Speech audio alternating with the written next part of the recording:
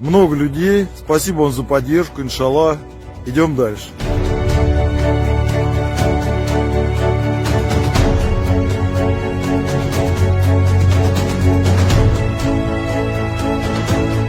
Vladimir Gryumov, dia menghabiskan 15 tahun hidupnya melayani umat sebagai pendeta ortodoks di wilayah Ryazan, Rusia. Dan kemudian hidupnya berubah drastis oleh satu peristiwa yang membuat hatinya bergetar. Pernah dia memiliki perasaan khusus saat mendengar azan dari menara. Waktu itu dia sedang berkunjung ke Turki dan Israel. Saat terdengar azan dari menara masjid, hatinya merasa tercabik-cabik.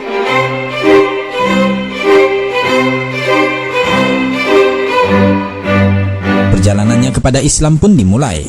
Seorang gadis desa di wilayah Ryazan menikah dengan seorang imigran muslim dari Asia Tengah, dan gadis itu pun masuk Islam. Setelah pernikahan itu, gadis desa yang telah menjadi muslimah dan mengenakan jilbab itu seringkali dilecehkan oleh penduduk. Penduduk tidak menyukai ada seorang wanita muslim yang berbaur dengan mereka.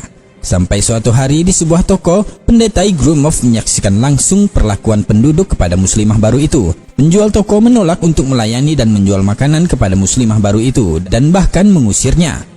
Melihat reaksi para penduduk dan pemilik toko yang keterlaluan itu, pendeta Gryumov berdiri membela dan memberi perlindungan.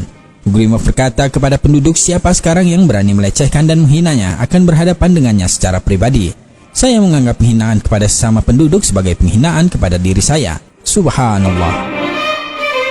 Dan sebelum muslimah itu meninggalkan toko, dia mendekati pendeta Gryumov untuk berterima kasih. Lalu muslimah itu berbisik, semoga Allah membalasmu dengan kebaikan. Masya Allah, kata-kata muslimah itu menusuk hati sang pendeta. Hidayah Allah pun sampai. Gryumov mulai belajar memahami Islam, dan perlahan dia benar-benar meninggalkan kegiatannya sebagai pendeta ortodoks. Dan kemarin di bulan Februari 2022 ini,